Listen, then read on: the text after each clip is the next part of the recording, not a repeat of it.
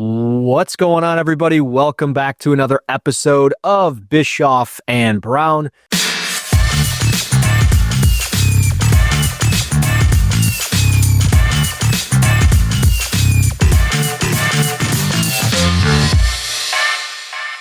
Right here on the Detroit Lions podcast. He's Scott Bischoff. I'm Russ Brown. We are back post NFL draft episode talking Detroit Lions. Scott, my man, how the hell are you? I am doing well. How are you? Well, we are good. We got a bunch of new names and new faces to talk about for our favorite football team. And what a draft, man. I mean, we were talking about a little bit after the show, or before the show, I should say.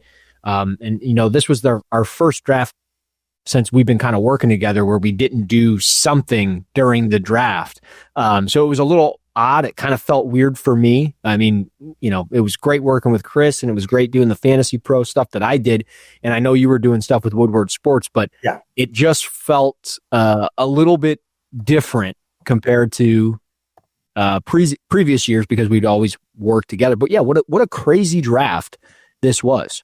It really was. It started very early with pick 2.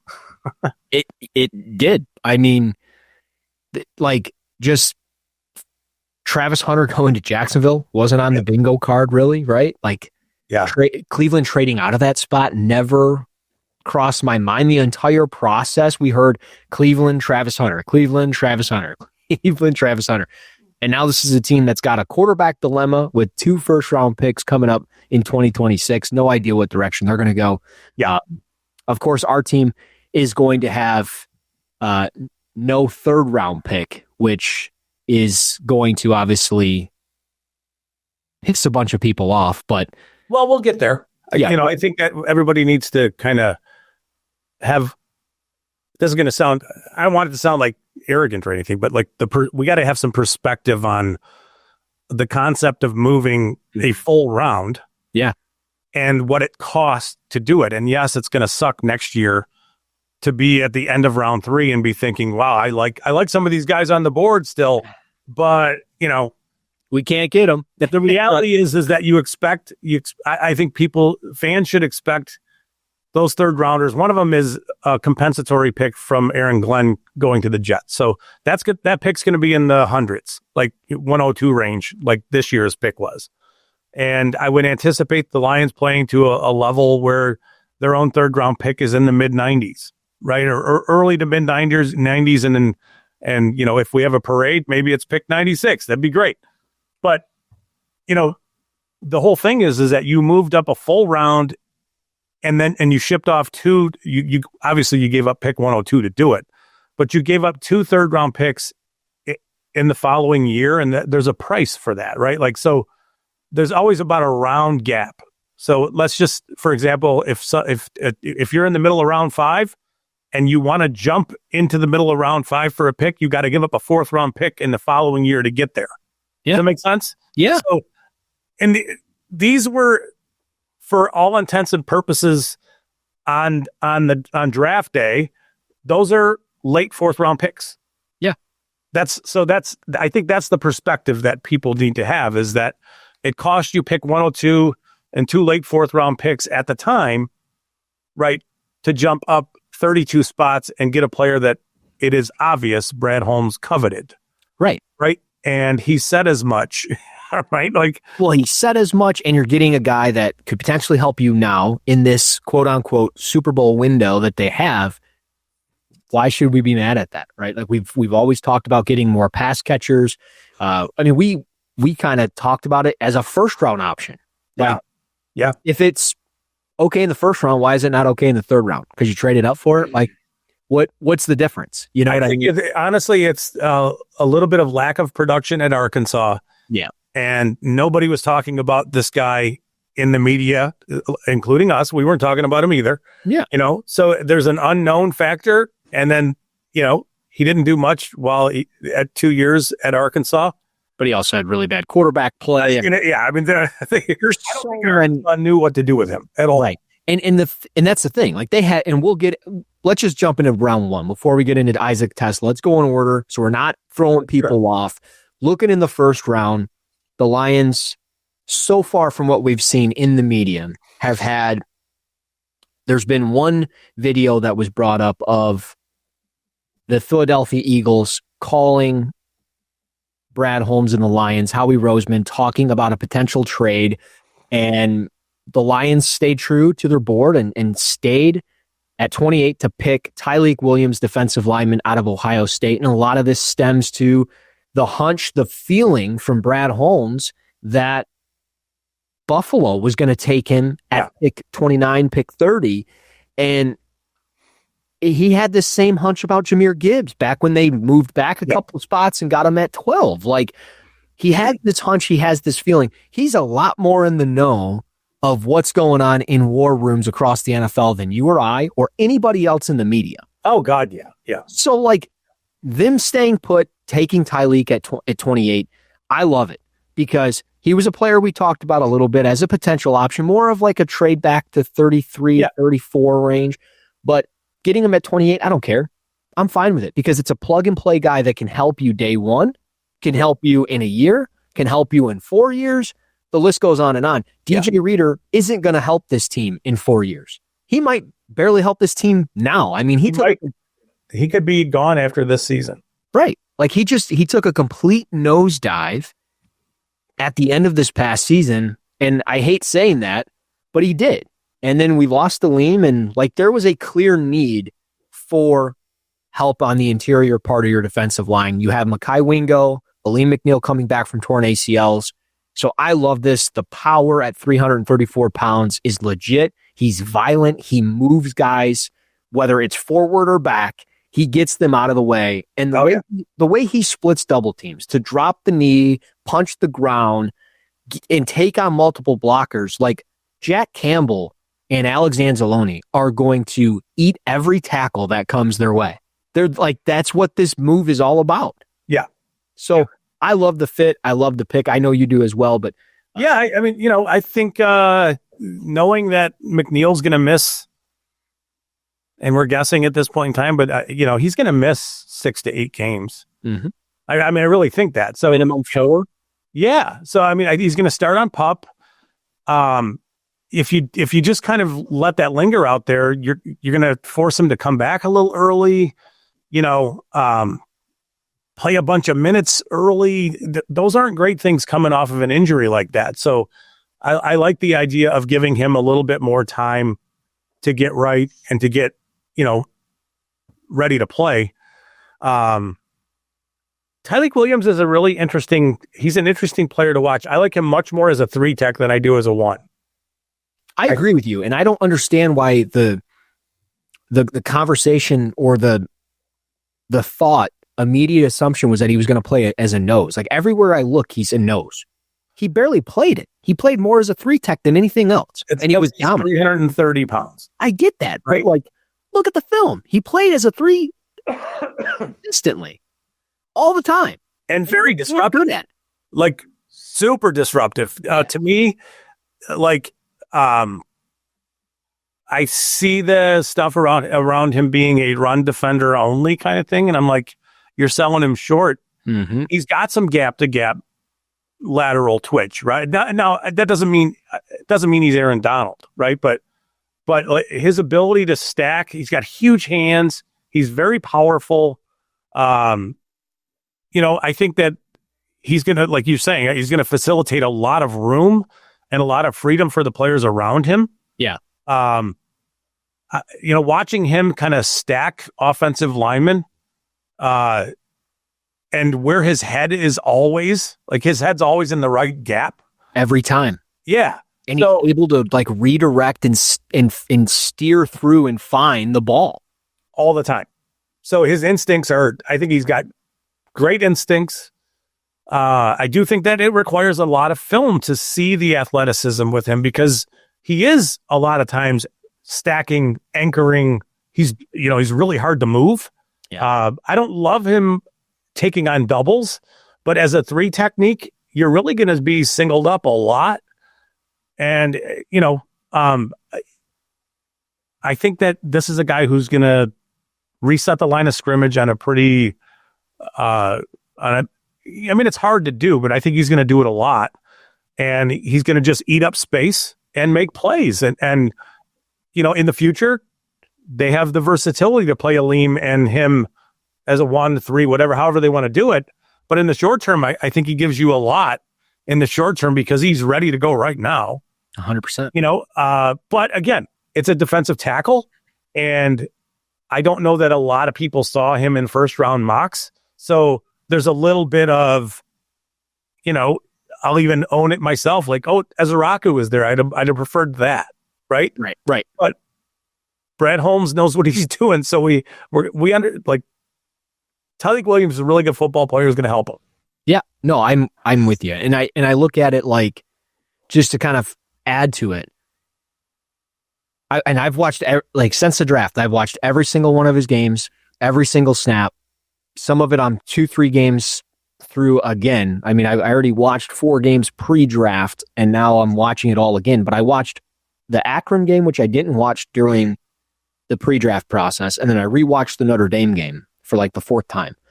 And like looking back at the game against Washington or looking at our biggest kryptonite as a defense, those mobile quarterbacks, those read options, those zone reads, they're the death of this defense. Tyleik Williams does a hell of a job as an interior defender playing square to those and reading and reacting and forcing quarterbacks to go stretch out to the line, down the line towards the sideline. And like watching him chase down at times the Akron quarterback, I was like, he is faster than you think at 334 pounds. So he's just a damn good football player, and that's what he is. He's a football player, and I think he's just going to come in and eat snaps, eat up blocks, like we said, and he's going to be a tone setter in the middle of the defense, which is what they kind of missed and lost late in the season due to injury and those types of things. So, what do you think people would have thought if he ran like 4.9 with a really good 10 split? He wouldn't have been there at 28 because I think the Bills would have moved up to make sure they got him. Or somebody else would have took him. Minnesota, Pittsburgh, Derek Harmon would have fell into their lap, I think, at that point. Maybe. Yeah. You know what I mean? He just would have gone. And maybe Green Bay would have taken him. They would have pivoted away from going wide receiver, and they probably would have went with him. Yeah. So I don't know. I think the pro day stuff with him kind of dropped him a little bit right into the Lions' lap. But just so people know, he fell running his 40 and didn't really perform anything after that. Right. And it was really awkward looking. The fall, I think there was some concern that day that he had really screwed something up. That's what I thought. But, I think he's much more athletic and much more capable of getting some pass rush productivity. Now, not a ton, but you're not asking, you're asking for more resetting the line of scrimmage and sort of like, hey, we want you not to, we want quarterbacks to not be able to step up. Exactly. And that keeps them sort of in the bullseye for their edge players, which he's going to make life a lot easier for the players around. He just is. Yeah. Again, boring pick, but I think this is one of those, it's not going to take a long time for people to realize how good he is. Put him on the same side as Aiden Hutchinson, and there goes those double teams and triple teams. You know what I mean? Like, you're going to have to honor this guy because he's faster than you think, he's quicker than you think, all that good stuff. So, I love the pick. Moving to another pick, 2nd round, they move up a little bit to take Tate Ratledge, or as my wife calls him, Tate Rattlesnake, because she can't remember his name. The interior offensive, the interior offensive lineman, the guard out of Georgia, and I just let everybody know, I love the Lions draft. I love what they did. And I'm going to love every single pick because I see the football players, the identity that they're looking for in their players. And this draft speaks volumes to that. So Ratledge is that exact type of player. I thought it was a little interesting pulling up like his size and comparing it to Graham Glasgow and then watching all of his snaps now. And like, man, does he play the game pretty similar to Graham Glasgow? And it just makes me wonder, like, that's your replacement for Graham Glasgow. It's not Christian Mahogany. Christian Mahogany replaces Jonah Jackson. Yes. This is the guy that's going to replace Glasgow maybe this year, maybe next year, whatever the case may be. Yeah, he's interesting. I will say this: when it's bad, when the film is a little bit bad, it's really bad. Yep. Like there are times when he's so aggressive, where he'll fire both of his hands at the same time, looking for knockout punches, and there's just not a lot of control in and around, those kind of things. Now, it doesn't happen all the time, but the other side of it too is just people pay attention. If you're watching the Georgia film, there are times when he gets kind of laser focused on who his man is pre-snap. Let's say there's somebody in his gap, and the defensive line will run a game where that guy hit the guy in his gap, will attack outside, and the end will come inside, right? And this is where you can see some of Ratledge's aggression, is that he struggles to pick up the stunts at times because he's so focused on the player he wants to put in the dirt, kind of thing. Yep. But I think that a lot of the technical, aggressive stuff with his hands, I think that's, Hank Fraley's a really good O-line coach. And I don't think it's really out of the realm to think, this is a guy who's played for a while at Georgia. He's played at a high level, but he can get better. Yeah. And there's some stuff that he has to clean up, but you're looking at, another guy with a kind of a strange build, a really tall guard. He's 6'6" plus. I would say 6'6.5". Yep. 6'6.5", 307. Yeah. And 32 is shorter arms, 32 and a quarter inch arms. That's why he's going to play guard, but you have the makings of a guy who can function in power concepts with a guy who's athletic enough to run all their outside zone stuff. So he's really a really, really nice fit. And it's hard to find those guys who could do all those things. So it's a nice fit with what the Lions are doing on offense right now. Would I have preferred him a little later? Sure. But again, it was pick 50. They traded up to 57 to get him. Yep. At the end of the day, really good football player, solid prospect. I understand it doesn't really matter so much what I think about, like, nitpicking about, right. I would have liked him at 75. Who cares? Right. Good football player who's going to help. I think that there's a lot of power stuff in his game. He's got big hands. When he gets his hands on you, it kind of feels like the play over. I know it's over, right? So it's just kind of getting him to just dial back some of the aggression. But yeah, really good prospect. I think he's going to help. He's going to help their run game a lot. Good player, really good prospect, like I'm saying. And I just think that, again, it's kind of a boring pick, though. It's like, trenches kind of stuff.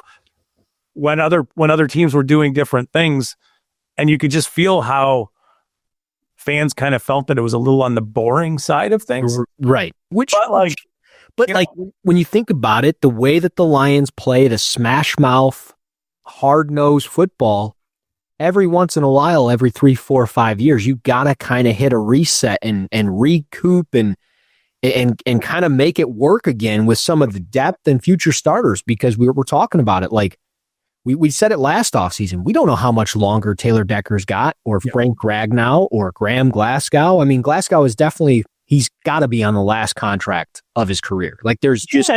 Is there a chance that, this stuff gets complicated, and sometimes things happen that we don't see coming, or we don't really know yet.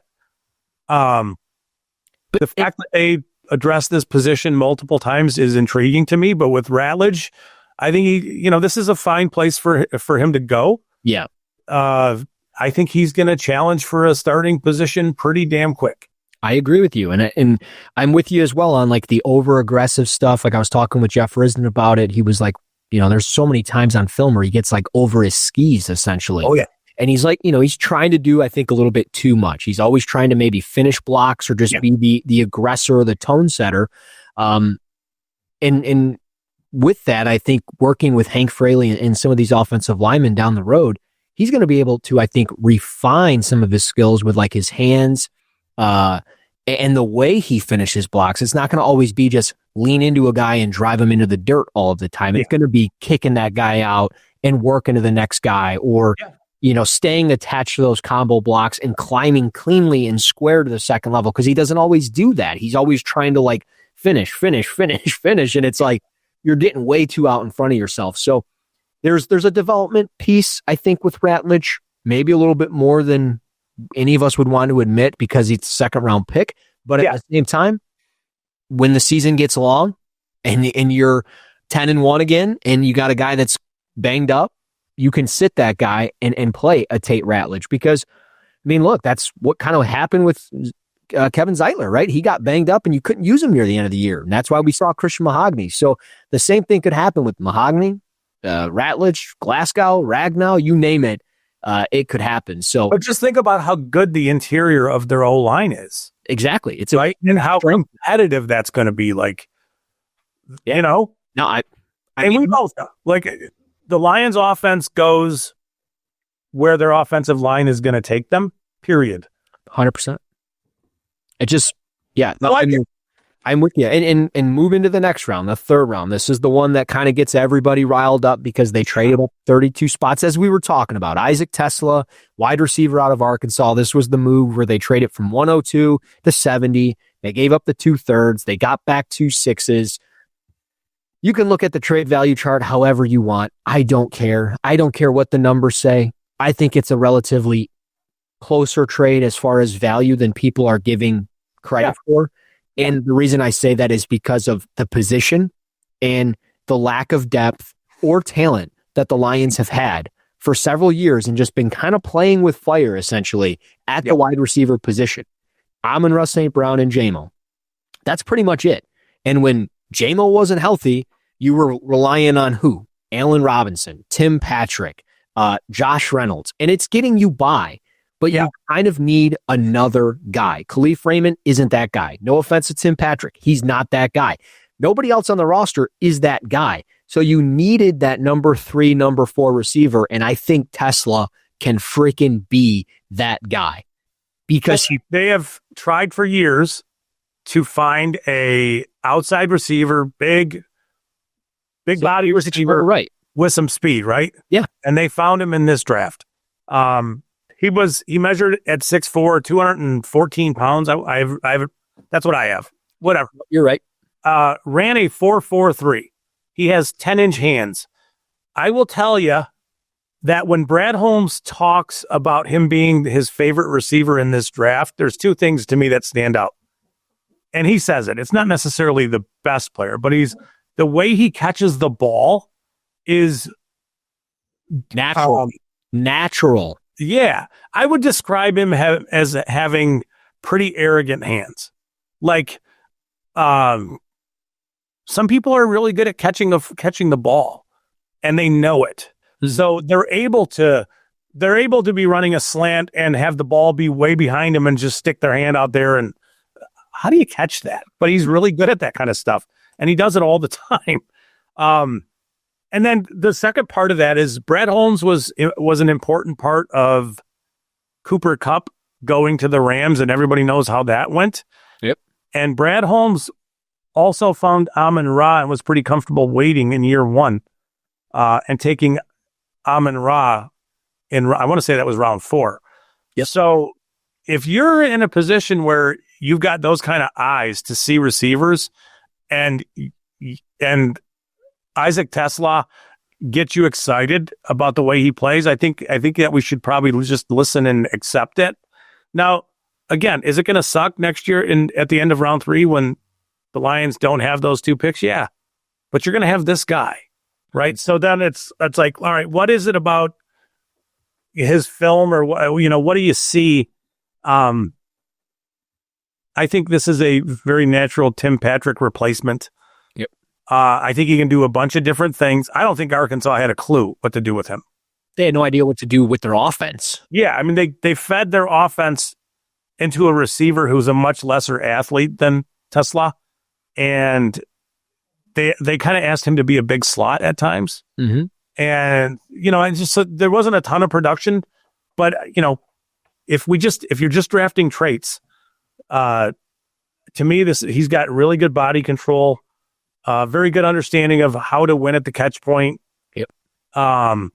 I think he runs good routes right now. I think just like with a lot of receivers coming in, even the premier ones, defenses are going to press him, and he's going to have to learn to get off of that. But outside of that, man, like his ability to track the ball, to catch the ball, to run pretty good routes, like, and then the explosiveness at which he plays too is just kind of like, this is really exciting. He's an exciting player. And the problem is that there wasn't a lot of talk about him in the run up to the draft. And some of that is due to him playing at Arkansas and them just really not involving him too much. But you're drafting on traits, and he's got them, man. He really does. He can move. He kind of tested like a pretty rare guy. And then you just throw in the innate sort of ability for him to catch the ball and to do things that most can't. Right. The body manipulation, all that stuff. He's impressive. And then he's a good perimeter run blocker. We know the Lions are going to value that. I mean, how many runs string out past, the line of scrimmage and out in space and 20, 30, 40, 50 yards downfield because J-Mo picked up a block or St. Brown picked up a block. And now it's going to be TeSlaa picking up a block. Like, it is what it is. He's a special teams guy. You mentioned the slot, the big slot stuff, the outside stuff.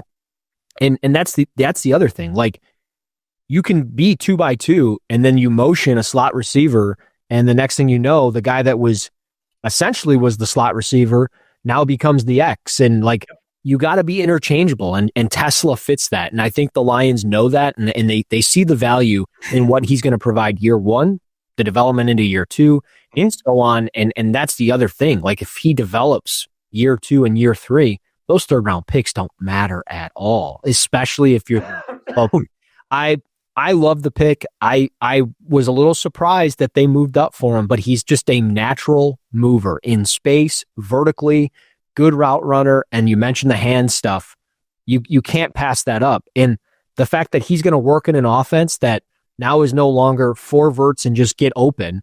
He's going to work in timing and anticipation, and he can run the dig route and slants and comebacks. It's all day long with Jared Goff in this offense. It makes so much sense with what they need to do. It does. And then, and the other concept is how much is really on the bone for him here? Like, what are we considering success for him in this offense? Because I'm sorry, you got Amon-Ra eating up targets. He's a target vacuum.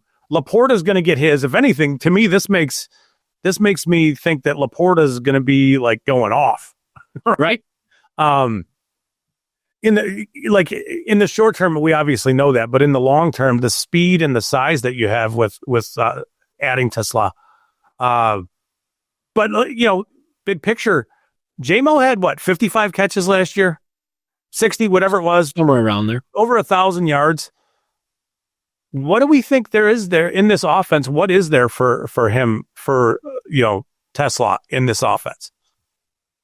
50 to 60 catches for 700 to 800 yards and 6 to 8 touchdowns. Because I think he could be a red zone he can be a first down chain moving kind of a monster in that regard, with the ability to run away from you. Yeah. Right. And then the red zone stuff is just his ability to catch the ball and manipulate his body when the ball's in the air.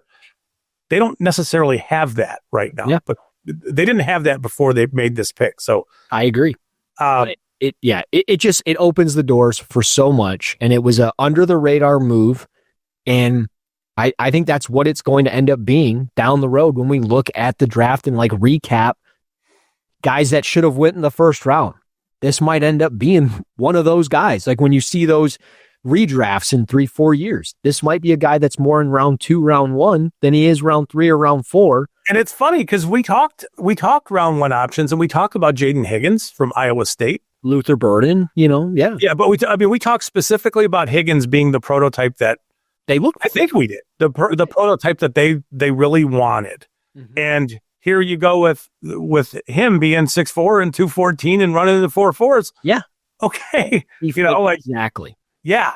So, yeah. Yeah, no, I love it. And moving to the next round, round 5, another guy that just fits. It's Miles Frazier, interior offensive lineman from LSU. And side note for everybody, me and Scott, like always, just view this game of football, especially with the Lions, in a similar lens almost every single time. And a freaky. We haven't really spoken post-draft. You had some things going on. I had some things going on. So we haven't really given our thoughts, but the way we view Miles Frazier, I think, is almost identical. Because a lot of people think he's a guard tackle flex. I think he's more guard center flex, and I think the future for him is best suited at center. So I'll go into detail, but I'll let you go first. No, go. I mean, I agree with you. That was the first thought was, okay, I don't love his fit. I mean, he's awesome in pass pro. If you want to watch a really good guard play in pass protection, watch him. Your guy, yeah. He's really, really polished. Smooth operator, man. Under control, low pad level. Yep. Hands are really solid. Hands under control in front of him. He never gets out like wide and crazy. And he never just seems to panic. Like, that's what I always took from him was first step quickness is off the charts. He was the first guy off the ball every time. Every time. And there was never late eyes to pick up a stunt or a blitz. He was ready at all times. He has good pre-snap communication. I look at him with that first step and I just wonder what happens if you put the ball in his hands and he's able to get the jump on a nose or on a 1 or a 2-eye or a 3 or whatever. What does it look like from that perspective when he controls everything at the line of scrimmage? Yeah. And I'm not saying let's move on for Frank Ragnow, but the fact that you have this waiting in the wings, I think just makes you that much more dangerous and versatile as an offense. And that's what this offense is all about. Yeah. And I mean, we don't know we know Graham Glasgow's at the end, right? But you do need somebody who's capable of playing at a reasonable level behind Ragnow. I mean, injuries, they happen, but I think that's it. I think you're right. I think his athletic profile fits much better as a center than it does playing further away from the ball in the NFL. Yeah. But, he is, I think his weaknesses is more as a run blocker. And in some ways, like, I have no issues with him in pass protection. I think he'd be ready to roll very quickly. Right. But, playing center, you're getting a little more help from the guards. You're getting more double teams. There's cutoff blocks. There's all kinds of stuff where I think you give him an advantage. But yeah, I mean, I felt about this pick the way I felt when they took Mahogany 2 years ago. Yep. Like, wow, that's the same way. It's really late. That's a really good football player. I know he's a guard, but he's a really solid football player. And he's played for a while. I do think that he did take some snaps as an emergency center for LSU. So I think there is that in his background. I mean, really good football player. Really, I think that, when you're talking about reaches and cutoff blocks and that outside zone stuff, I wonder how well that fits with him. But I think you mitigate that a touch if he plays center. Right. And that's why I would project him to be taking center snaps. But again, this is a guy you've just put in the room there.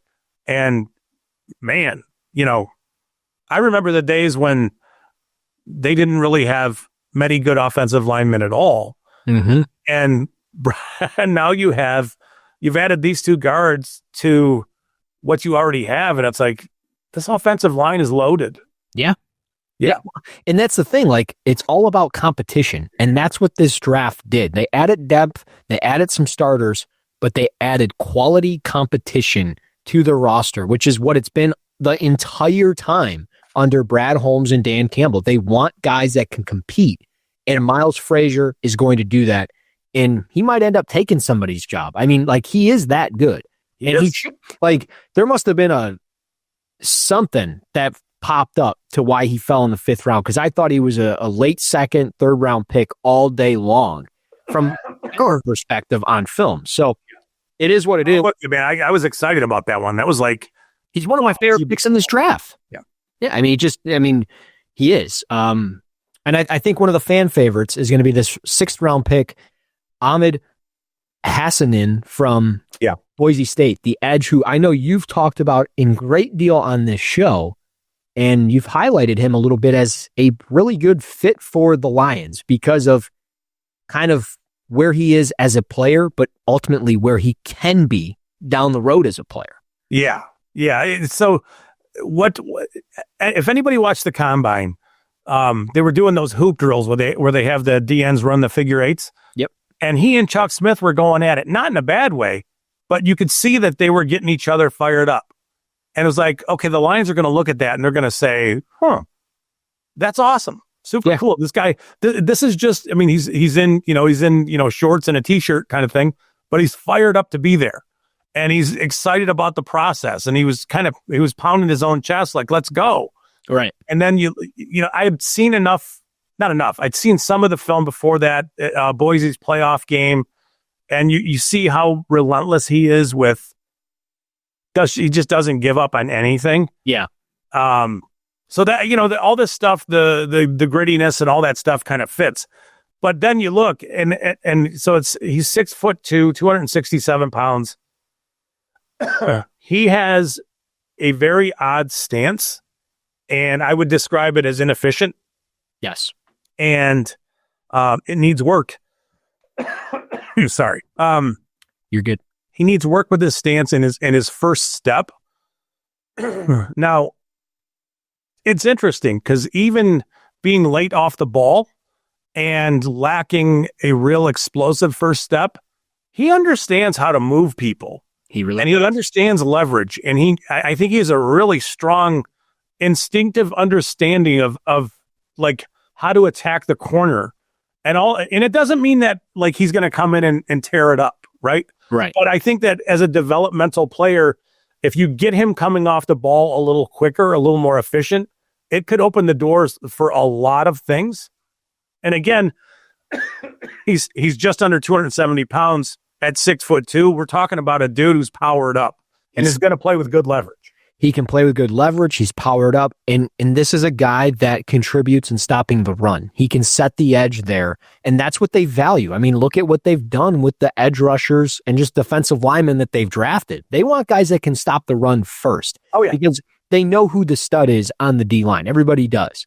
It's Aiden Hutchinson. You know that's going to be the first guy off the ball getting the quarterback every time, but he's also contributing and stopping the run. And this player could develop into that type of guy because he has the tools. He shows it.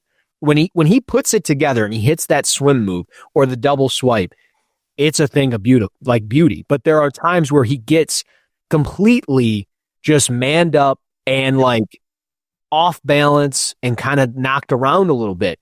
But we're talking about a player that moved here from Egypt and has only been playing the game for a short period of time. So like, it's not like we're looking at a player that has been playing for 15, 20 years, and this is all he's done and all he's known. It isn't. But the fact that he's like, I'm going to step on the field and die for Dan Campbell. Yep. Man, is that amazing. Yeah, to me, he's one of the guys in this draft that's kind of like an unrefined gem. And if they can get him, and it's going to take a little time, right? But if they can extract something out of him, I think they may have found something here. I would not bet against him. He's already done things that are just remarkable, right? To get to this point, he's only been playing football for 5 years. Yeah. No, and like this is a good one. This will be a great story. He'll be a fan favorite pretty quick. Yeah, 100%. And it's going to make things really difficult for the Lions when it comes to putting that 53-man roster together. They might have a tough decision with Marcus Davenport or Levi Ozarike. There's going to be some difficult decisions made on that defensive line because of additions like Tyleik in this one. So we'll obviously see what happens. But by far, to me, my favorite pick in this draft is Dan Jackson, the safety out of Georgia, because if there's any player that fits the description of what it means to be a Detroit Lion today, it's this guy.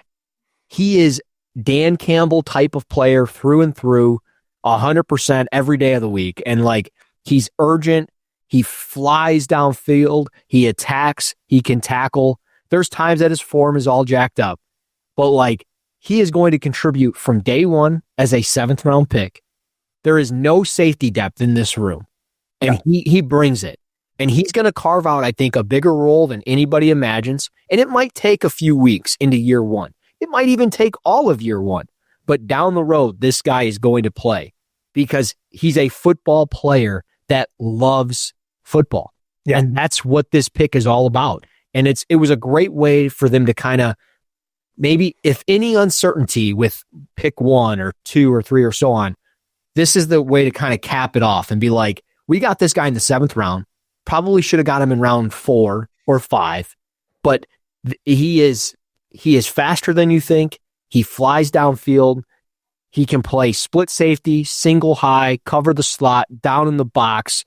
He does anything you ask him to do. And like, I can see him just being 8, 9, 10 years in Detroit and just solid, man. Just a solid. He's there. To me, his instincts are really impressive. Yeah. And the ability to get out of, if you want to call it his pedal, whatever it is, because it's not always that. Sometimes he's standing still, and it's like he knows where the ball's going, and he explodes and he's gone, right? Yeah, so it's interesting to watch him and to see how around the ball he is. He ran 4.45, so we're not talking about lacking athleticism, right? It's there. Right. And it's just the only issue I think that stands out at times, he has really, really short arms. Yes. And I think that hurts him as a tackler. But, I think early it'll be special teams and he'll grow into a role. I don't know exactly what that's going to look like, but he was a walk-on at Georgia.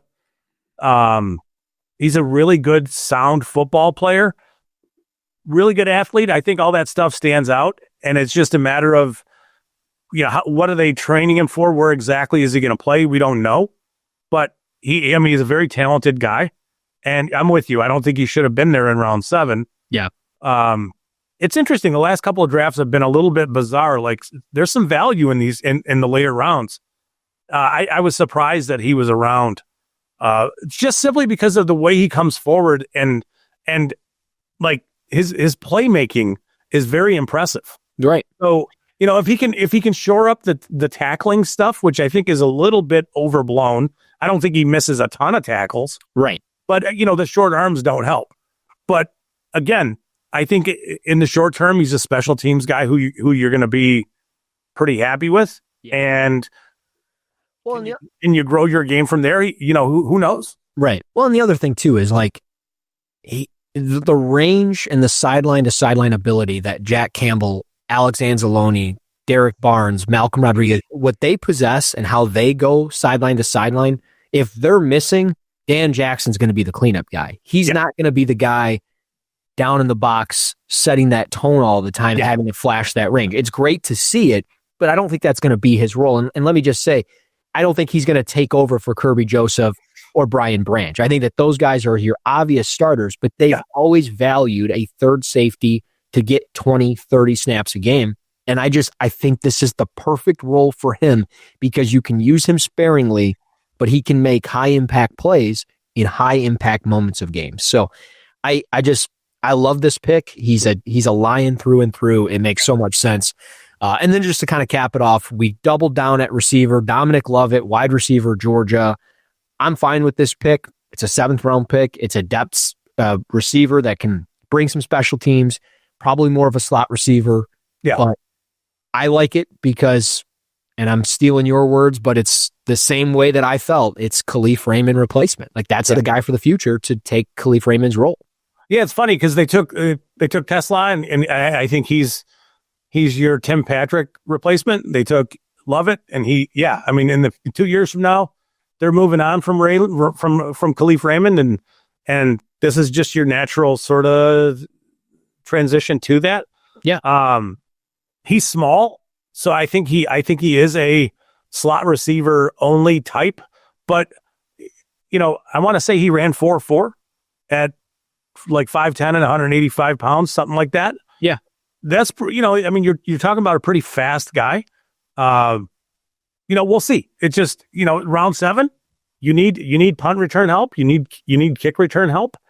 I think that a guy like Kalif Raymond, as great as it is to have around, is you at some point you have to be moving on from some of these guys, and you can't pay everybody, so it makes sense. We'll see with what he looks like as a route runner. I don't know that he's like all that refined there. And we know that Goff really he wants to trust guys. But I think at this point, we're looking at a backup type of player with a bunch of athleticism and a player who's going to kind of push others off the team. You know what I mean? Like Tim Kennedy and Kalif Raymond are probably not long for Detroit. Yeah, 100%. And when you think of manufactured touches for Kalif Raymond, slot fade, bubble screen, slant, RPO type stuff. Yeah. That's what Kalif Raymond possesses. Dominic Lovett, I think, is going to be able to do the same thing. So, yes, like your point, 4.4 speed, 5'10", 185. He's not going to always go up and get it, but short area stuff, as far as the quickness, the burst, what he can do after the catch is going to have some value here, I think, in Detroit. And you need guys like this. Like when you're in a pinch and you need a quick 3-4 yards, boom, you get it out to this guy. Perfect. So I think he's going to complement the pieces that they already have if he makes the 53-man roster. If not, he might be a practice squad guy that ends up getting stolen, kind of like Isaiah Williams did at the undrafted free agent that they had last year from Illinois. But at the end of the day, it's a 7th-round pick. You're not going to be able to utilize every single pick. You're not batting 1,000. It's just not going to happen. Yeah, so, it never happens, but it makes sense. Taking him makes sense. Yeah. So, I mean, look, we're not going to do draft grades. At least I'm not. But I loved the picks that they made in this draft, the 7 picks that they had. They got players that are going to help them. They're football players at the end of the day, because that's exactly the identity of every one of these guys that they took. Good football players.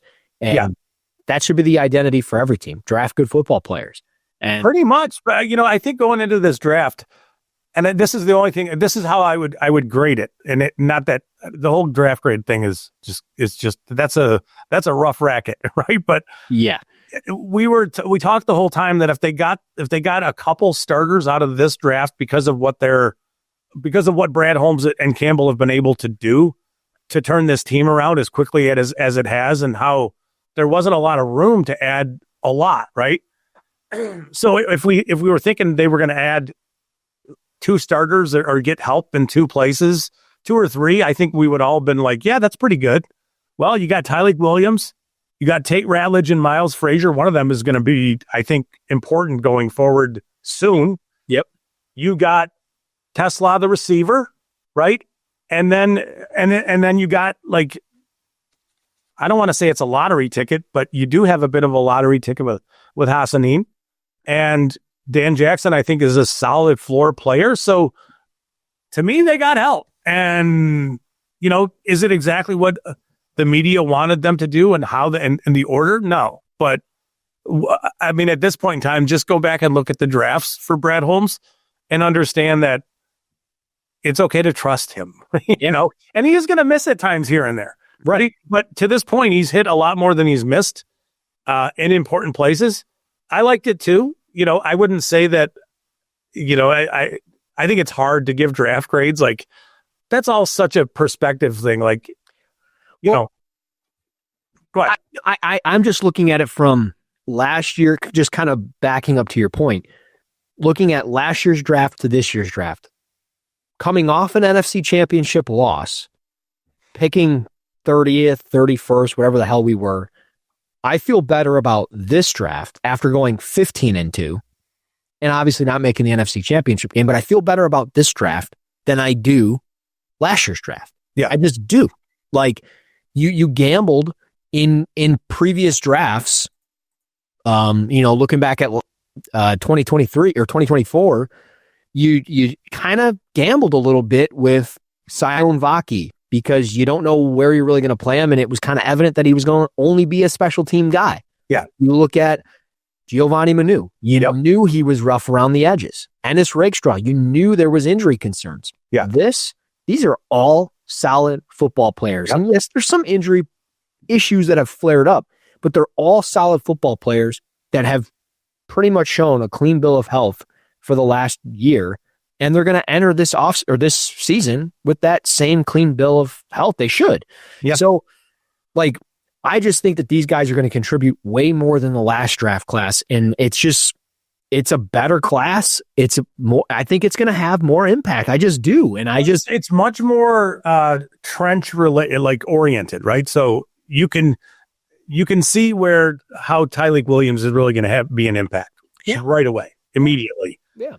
And, whether it's Ratledge or Frazier or a combination of, both or whatever. Both with Mahogany at some point in time, those three are going to be battling it out for two potential positions. And I love the development of possibly training Frazier to be a center while he can play guard. Exactly. And that you're comfortable with him in a variety of ways when injuries do show up. That's important.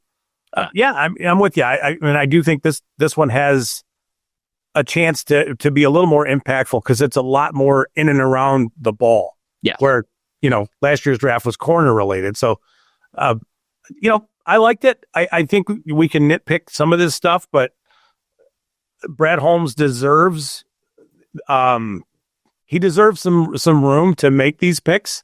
Yes. And the further away you get from it, I think the more it makes sense what he did do.